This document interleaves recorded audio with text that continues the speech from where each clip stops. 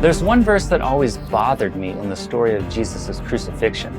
Some of Jesus' last words sound like maybe he was experiencing doubt. The famous words, my God, why have you forsaken me?" So the uncomfortable question is, did Jesus actually doubt God? Did he die thinking that maybe he was wrong about being the Son of God? Because if he did, then what does that mean for us?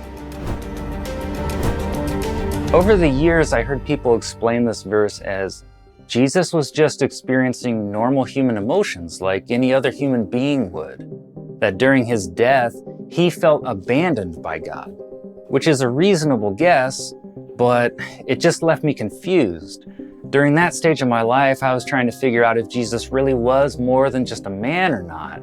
At the time, I didn't really have the tools to investigate any further, but I do now. Over the last few years, I've been building my own library of scholarly resources on the Bible, and one book in my arsenal is a cultural background study Bible.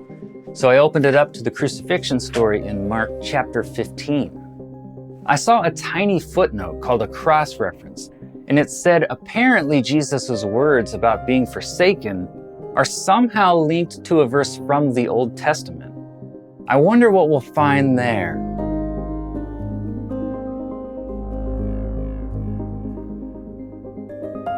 What I found there sparked a theory.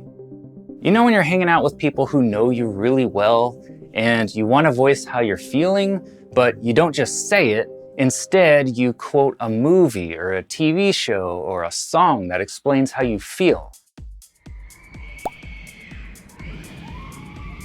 I remember in high school, whenever I found myself at a party or an event and I felt out of place, like I didn't fit in, my best friend and I would turn and look at each other and we'd just sing the words to one of our favorite songs at the time called Aliens Exist.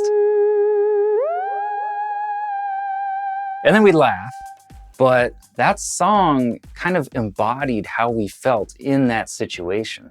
It turns out Jesus was actually quoting something too, a song of his day, Psalm 22. And guess how it begins?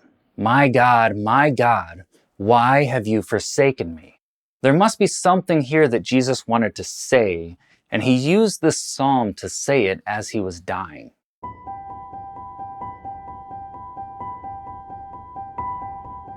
So a couple things stand out here. King David wrote this psalm hundreds of years before Jesus lived. It's about an innocent person being persecuted who is near death. But how well it describes Jesus' death is absolutely uncanny. Get a load of this. All who see me mock me. I am poured out like water. A company of evildoers encircles me. They have pierced my hands and feet. I can count all of my bones. They stare and gloat over me. They divide my garments among them, and for my clothing, they cast lots. Now that's really interesting because as Jesus was dying, soldiers were casting lots for his clothing. If you read Mark's perspective on the crucifixion, it seems as if Jesus' last words were, "Why have you forsaken me?" But later, verse 37 says he gave out a loud cry before he died. I wonder what he said there. It seemed I would have to read the other versions of the crucifixion story to find out. What do you know? He did say more. It looks like Luke and John included Jesus' actual last words, some of which are, "It is finished." I puzzled over that for a while, even consulted some colleagues who pointed out that the last verse of Psalm 22 says almost the same thing. Instead of "it is finished," Psalm 22 says, "he has done it." But the original language can also be translated this way, "it is done." Coincidence? Probably not.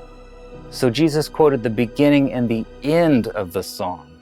It sounds like he was probably praying the psalm or maybe singing it. something that was common at the time, and using it to describe how he was feeling. He may have actually recited the whole thing, but Mark didn't think it was necessary to copy all of Psalm 22 into his crucifixion story. But why emphasize it is finished? What's finished? A few verses prior stuck out. Psalm 22:27 says, "All the ends of the earth shall remember and turn to the Lord, and all the families of the nations shall worship before you." Verse 31, "They shall come and proclaim his righteousness to a people yet unborn, that he has done it." Okay, it seems to describe a martyr who somehow, by dying, is going to be remembered forever, and this will bring the nations back into God's family, which would include us. There's one more clue to what Jesus may have been saying in the structure of the psalm. Though the first words read like doubt, the psalm then moves from feelings of abandonment towards trust, saying things like, "You have not hid your face from me," and telling others about what God has done for him. And that doesn't really fit with the idea that Jesus died doubting God or who he is. So in the psalm, God was actually silent for a period of time, but the rest of the psalm is about the sufferer trusting God, who ultimately did not forsake him. And we kind of see that in Jesus' last words in Luke 23:46, where he says, "Father, into your hands I commend my spirit." So if we merge Psalm 22 with the crucifixion story, well, the whole story unlocks.